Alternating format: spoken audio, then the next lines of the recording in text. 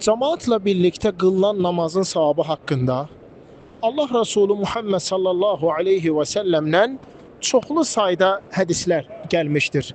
Bir hədisində Allah Nəbisi Muhammed sallallahu aleyhi ve sellem buyurur ki, insanın cemaatla birlikte kıldığı namaz onun tek başına kıldığı namazdan 27 dəfə üstün fəzilətlidir. 27 dəfə özünün tek başına kıldığı namazdan üstün fəzilətlidir. Cemaatla birlikte kılmış olduğu namaz. Cemaat namazı dedikdə imamın arkasında məsciddə kılınan namaz nəzərdə tutulur. İmamla birlikte məsciddə gündə 5 vaxt kılınan namaz nəzərdə tutulur. Bu cemaat namazıdır. Hədislərdə gələn 27 dəfə üstün fəzilətlidir savabı, mükafatı məhz məsciddə imamla birlikte kılınan cemaat namazları nəzərdə tutulur.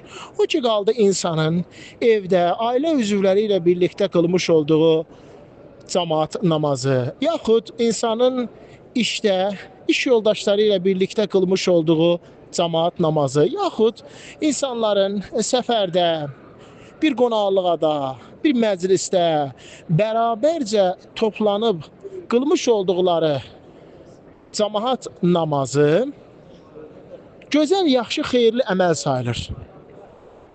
Fəzilətli, gözəl, yaxşı, xeyirli əməl sayılır. Gözəl, yaxşı, xeyirli əməl sayılmaqla yanaşı özlərinin tek başına ayrı-ayrı qılmaqlarındansa cəm şəkildə imamın arxasında cemaatla qılmaları daha yaxşı, daha gözəldir. Amma hədislərdə gələn cemaatla birlikte qılınan namaz insanın özünün tek başına kılmış olduğu namazdan 27 dəfə üstün fəzilətlidir. Bu aiddir məsciddə imamla birlikte kılınan namazlara. Alimler yanında elm əhlinin söylediği üstün görüşe göre bu əcir, bu mükafat, bu savab aiddir imamla birlikte onun arkasında kılınan cemaat namazlarla məsciddə.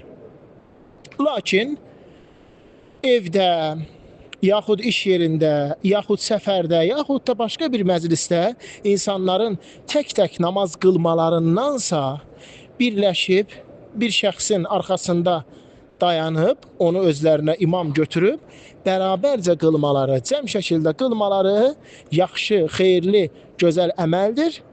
Tək şəkildə qılmalarından üstün və fəzilətlidir.